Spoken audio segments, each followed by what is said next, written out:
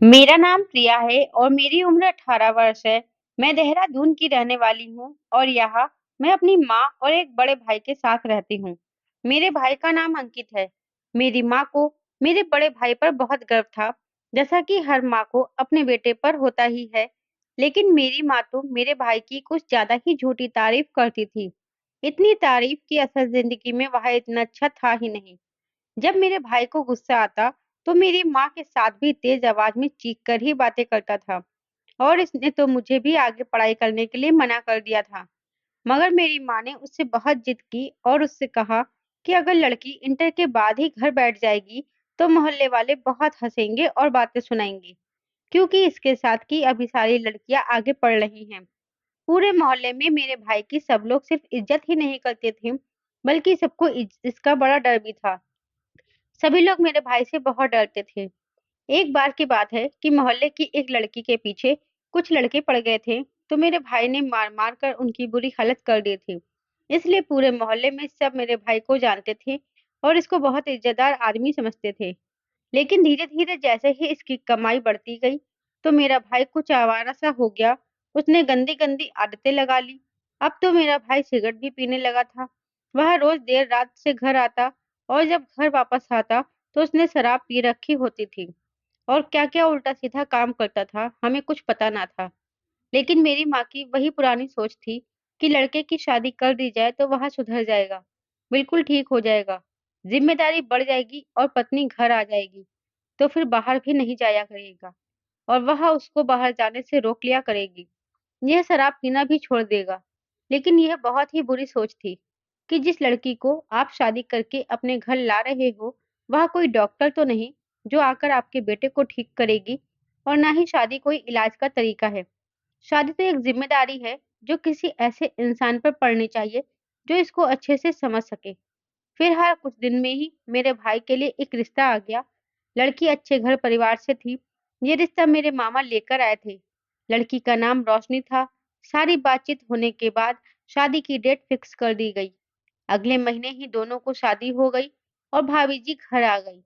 भाभी के घर आ जाने के बाद मेरे भाई में कुछ कुछ बदलाव तो नजर आते थे, लेकिन मेरे भाई की शादी के बाद एक अजीब सा वाकया होने लगा था, जिसे देखकर मैं बहुत हैरान और परेशान थी। मेरी नई भाभी हमसे ज़्यादा बात नहीं करती थी। वह बहुत ही कम बोलने वाली थी। माँ ने कहा कि अच्छी बात है, ज़्यादा बोलने वाली लड़कियां मुझे बिल्कुल पसंद नहीं हैं। भाभी ना सिर्फ चुप रहती, बल्कि हर समय परेशान भी रहती थी। मैंने अपनी माँ से कहा था कि कहीं भाई भाभी के साथ लड़ाई झगड़ा तो नहीं करता है, तो माँ ने मुझसे कहा, ऐसा भी बिल्कुल नहीं हो सकता, बल्कि हमारे खानदान के मर्द तो अपनी पत्नियों से बहुत प्यार करते हैं और तेरा भाई तो तेरी भाभी का बड़ा सच्चा आशिक है। जब यह 12 वर्ष का था, तो मुझसे बार-बार कहता, माँ मेरी शादी करवा दो। यह तो घर की जिम्मेदारी में उलझ गया, वरना यह बड़ा जवान और खूबसूरत है। तेरी भाभी को तो खुश होना चाहिए कि उसे इतना जवान और अच्छा पति मिल गया है। यह तो इतना अच्छा है कि पूरे मोहल्ले में मेरे बेटे जैसा कोई बेटा नहीं है। माँ तो हर समय बस भाई की तारीफें करना शुरू कर देती थी। उन्हें तो बस भाई की तारीफ करने के लिए कोई ना कोई बहाना चाहिए था। मगर मेरे भाई के साथ कुछ ना कुछ गड़बड़ जरूर थी। एक दिन मैं ये देखकर बहुत ज्यादा परेशान हुई कि मेरी भाभी मेरे भाई के कमरे के बाहर इस तरह खड़ी थी कि जैसे स्कूल में किसी छोटे बच्चे को कक्षा के बाहर खड़ा कर दिया जाता था और उससे कहा जाता है कि यही तुम्हारी सजा है। अब तुम्हें इस कक्षा के बाहर ही खड़े रहना पड़ेगा। जबकि रात का वक्त था। इस समय तो भाभी को भाई के साथ कमरे में होना चाहिए था। भाभी का सर भी छुपा हुआ था। जब मैं भाभी के करीब गई, तो उन्होंने मुझे देखकर अपने आंसू चुपके से साफ किए थे और मैंने देखा कि आज तो मेरी भाभी ने नया सूट पहना हुआ था। वह नहाकर आई थी। आज तो ये बहुत प्यारी लग रही थी। मेरी भाभी का रंग गोरा था। उनके लंबे घने खूबसूरत बड़े बड़े बाल थे। मैंने भाभी से पूछा कि आप क्यों रो रही हो और इस तरह कमरे के बाहर क्यों खड़ी हैं? भाभी ने मुझसे कहा कि मैं रो नहीं रही हूँ, मेरी आंख में कुछ चला गया है, इसकी वजह से मेरी आंखों में आंसू आ गए हैं। मुझे पूरा विश्वास था कि भाभी रो रही थी। मैंने भाभी से पूछा कि इतनी रात को आप इस समय कमरे के बाहर क्यों खड़ी हैं, जबकि भाई तो अंदर है, आपको भी अंदर होना चाहिए। भाभी ने कहा, कुछ नहीं, बस ऐसे ही खड़ी हूँ। मुझे लगा कि भाभी मुझे बताना ही नहीं चाह रही हैं। इसलिए मैं किचन में चली गई। किचन से भाई का कमरा साफ दिखाई देता था और मैंने देखा कि भाभी अभी तक वही खड़ी हैं। मैं खाना बनाने लग गई थी। मैंने जब तक सब्जी बनाई, फिर उसके बाद रोटी, और इतनी देर तक भाभी वही खड़ी थी। मेरी तरफ भाभी की पीठ थी। भाभी रो रही थी। मैं सोचने लगी कि भाभी इस तरह ये बाहर खड़ी क्यों रो रही हैं? क्योंकि जो मेरा भाई था, उस समय कमरे के अंदर था। भाई के कमरे का दरवाजा भी खुला हुआ था। बस कमरे के दरवाजे का पर्दा लगा हुआ था। मेरी समझ में नहीं आ रहा था कि भाभी तो आज नहाई इतनी खूबसूरत लग रही थी। भाई को तो भाभी को कमरे के बाहर जाने ही नहीं देना चाहिए था। मैं खाना खाकर अपने कमरे में चली गई। मैं सुबह को जब अपने कमरे से बाहर आई, तो भाभी बाहर नहीं थी। वह पता नहीं बाहर खड़ी होकर पूरी रात क्या कर रही थी। मैंने इस बात पर ध्यान नहीं दिया। ऐसे ही करते करते 2 दिन निकल गए। एक दिन भाभी हमारे साथ ही बैठी थी। तभी भाई का फोन आया और उसने कहा कि मैं आज रात का खाना घर पर नहीं खाऊंगा, वरना मेरे भाई का हुक्म था कि भाभी रात का खाना रोज मेरे भाई के साथ ही खाया करेगी। तो भाभी को बहुत तेज भूख लग रही थी। मैंने भाभी से कहा कि कोई बात नहीं, आज आप हमारे साथ बैठकर खाना खा लेना। लेकिन जैसे ही भाभी हमारे साथ खाना खाने के लिए बैठी, मेरी माँ ने कहा कि इतनी गंदी बदबू कहाँ से आ रही है? तुमने कमरे में कोई चूहा तो नहीं मारा है? तो मैंने कहा, नहीं मम्मी, मैंने तो अभी सब्जी का पोछा लगाया है। फिर पता नहीं ये बदबू कहाँ से आ रही है। मेरी भाभी अपना सर नीचे झुका कर बैठी और जल्दी जल्दी खाना खाकर वहां से चली गई। खाना खत्म करके वहां से उठकर अपने कमरे में गई और उनके जाते ही बदबू भी खत्म हो गई। मेरी माँ ने कहा, लगता है बदबू इसी के पास से आ रही है, पर यह तो ऐसी नहीं है। फिर ये ऐसी गंदी होकर क्यों घूम रही है? मैं समझाती हूँ इसको।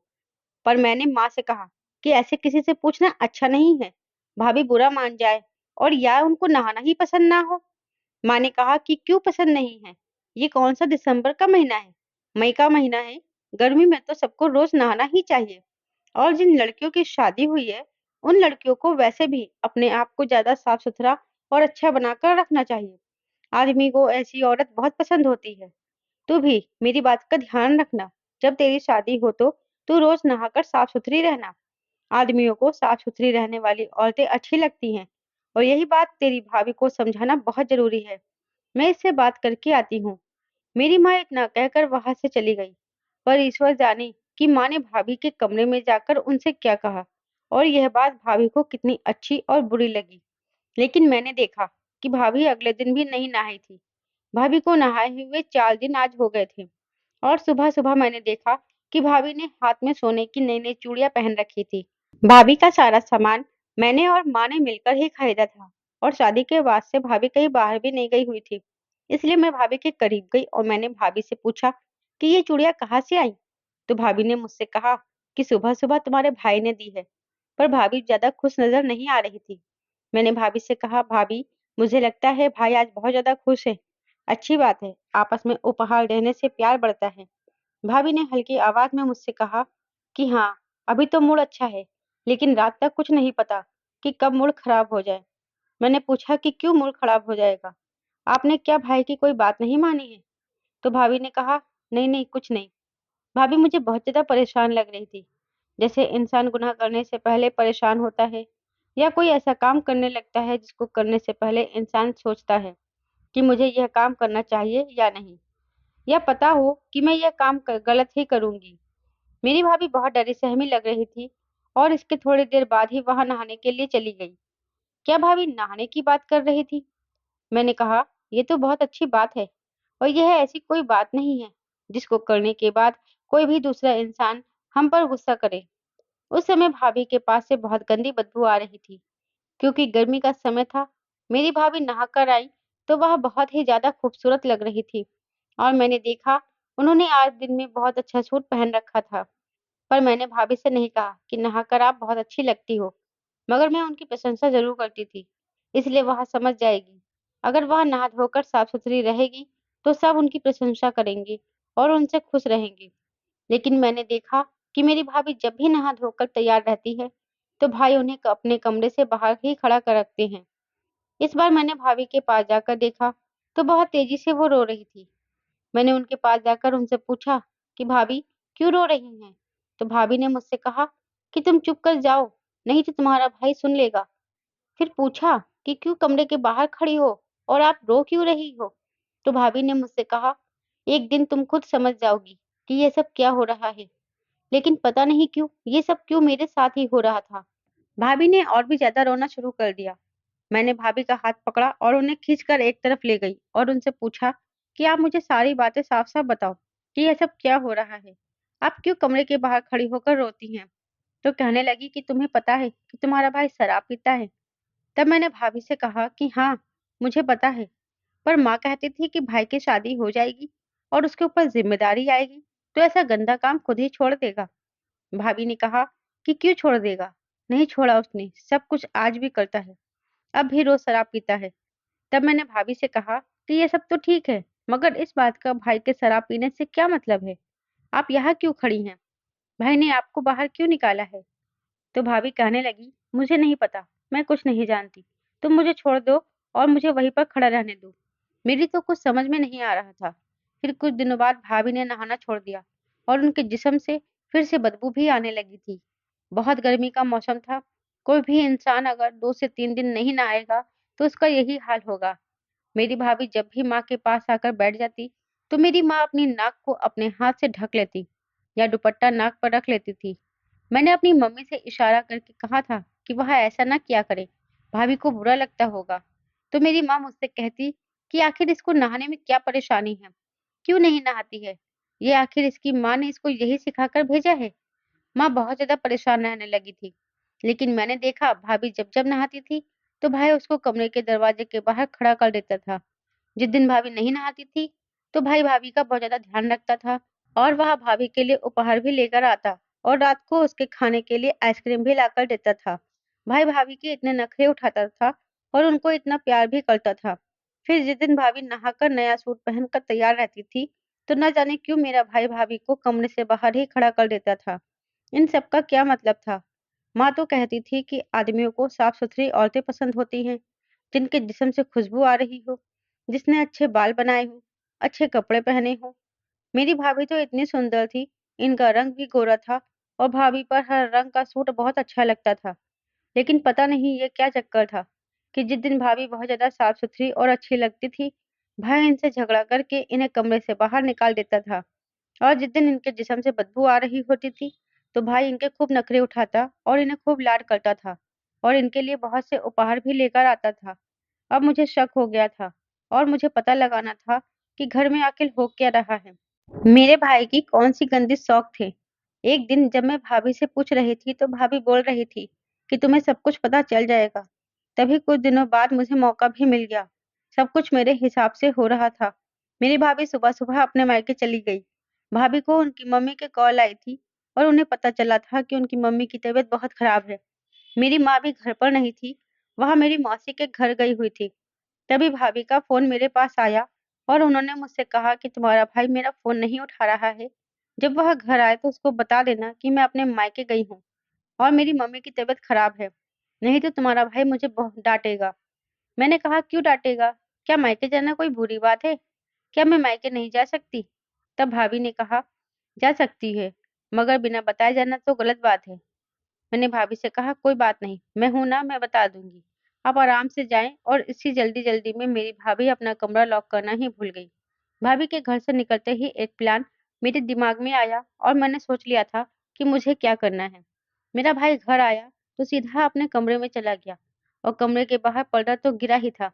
क्योंकि नई नई शादी हुई थी, तो मम्मी ने भाई से कहा था कि घर में जवान बहन है, इसलिए दरवाजा खुला भी हो तो पर्दा गिरा लिया करो।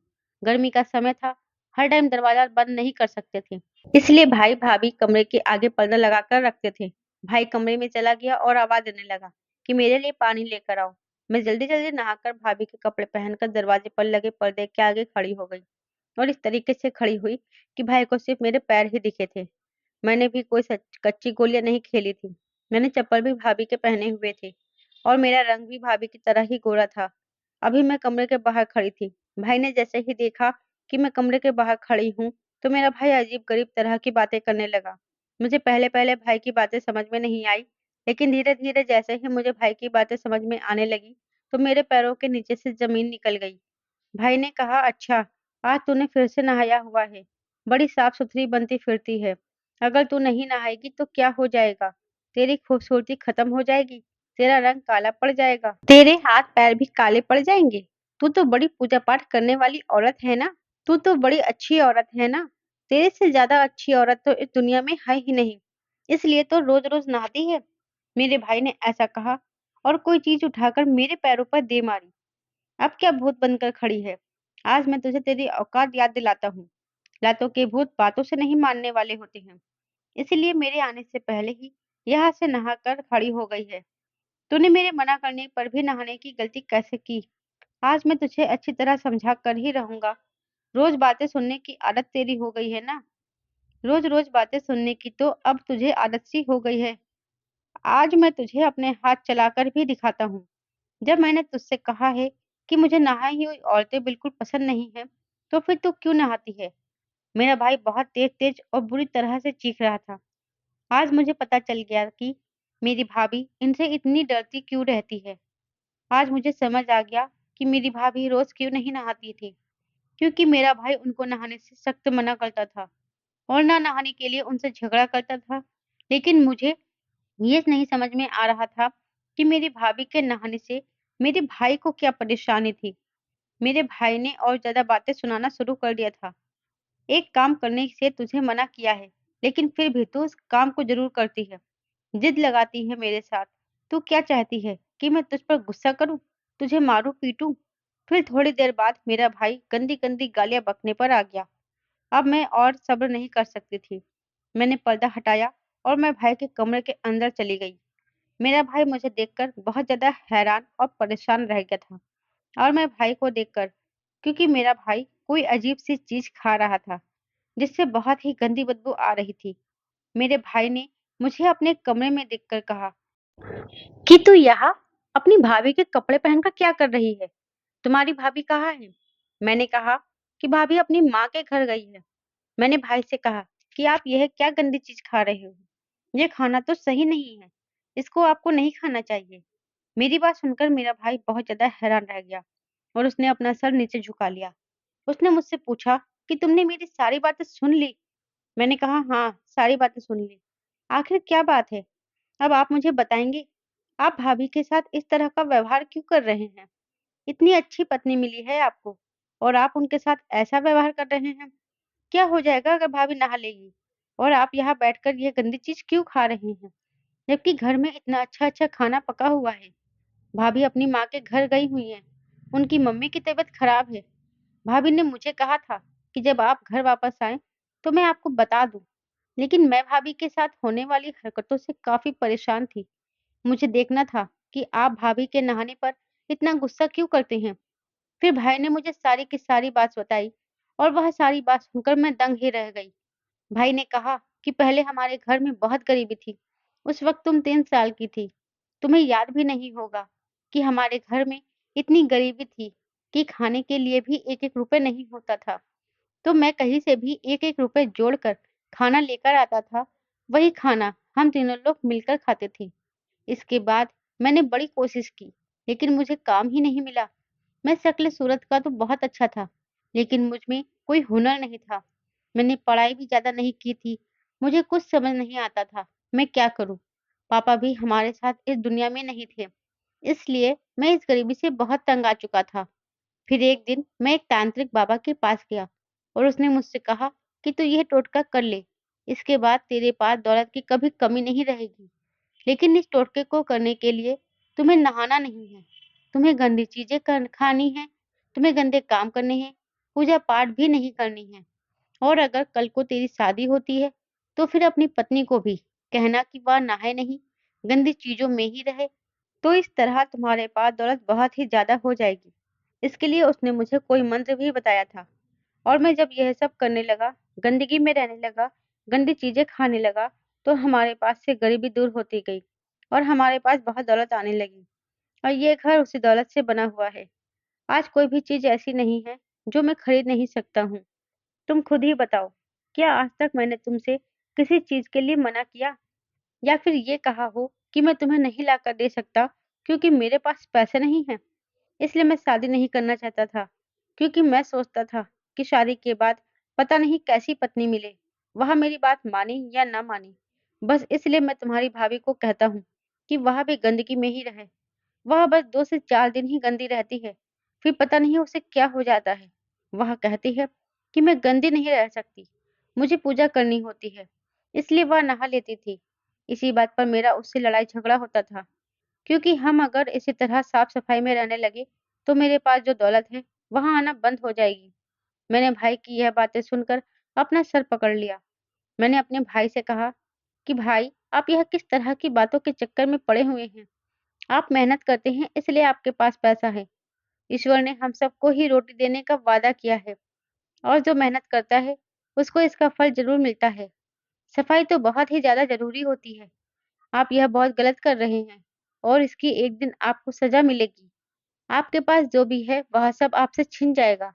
आप यह सब करना छोड़ दें और यह गंदी-गंदी चीज़ें खाना भी छोड़ दें। मैंने सब गंदी चीज़ें उठाकर कूड़े में फेंक दी। मैंने भाई को समझाया, तब भाई ने कहा कि अगर मैंने यह सब करना छोड़ दिया और हमारे घर में फिर से गरीबी आ गई, तो तुम्हारा और तुम्हारी भाभी का क्या होगा? वैसे भी अब वह माँ बनने वाली है। सुबह ही उसने मुझे बताया था। मैंने कहा, कुछ नहीं होगा, ईश्वर हमारे साथ है। भाई ने कहा कि अभी तुम्हारी पढ़ाई के खर्चे भी हैं और मुझे तुम्हारी शादी भी करनी है। मैंने कहा कि विश्वास करें और ईश्वर से माफी मांग ले। मैंने भाई को अपनी कसम दे दी। मैं उनकी छोटी बहन थी और वह मुझे बहुत लाड प्यार करते थे। इसलिए उन्होंने मेरी बात का मान रखा और नहाकर साफ सुथरे हो गए और पूजा पाठ करने लगे। जब भाभी वापस आई और उन्होंने भाई को पूजा पाठ करते हुए देखा तो हैरान रह गई। मेरी भाभी ने मेरी तरफ देखा और मैंने इशारे से कहा कि अब सब कुछ ठीक हो जाएगा। मेरे भाई ने सारे गंदे काम छोड़ दिया और बहुत अच्छा इंसान बन गया और अब मेरी भाभी भी बहुत खुश रहने लगी। हमारे घर का माहौल भी बहुत अच्छा हो गया। फिर एक दिन हमें यह खुशखबरी मिली कि जिसके साथ मेरे भाई पार्टनरशिप में काम करते थे, उसको बाहर दूसरे देश में नौकरी मिल गई है और वह सारा काम मेरे भाई के पास छोड़कर दूसरे देश नौकरी करने के लिए जा रहा है। अब इस कारोबार का इकलौता वारिस मेरा भाई ही था, क्योंकि वह एक बहुत अमीर आदमी था और थोड़े से प्रॉफिट का उसको क्या ही करना था। सारे गंदे काम छोड़कर भी मेरे भाई को मुनाफा ही हुआ था और इस बात पर मेरे भाई ने कहा कि ठीक बात है कि रोटी देने वाला ईश्वर ही है। भाई ने दिल से तौबा कर ली और अब मेरा भाई हमेशा साफ-सुथरा ही रहता था। हम भी इस बात से बहुत खुश थे कि अब हमारा भाई सही रास्ते पर चल रहा है।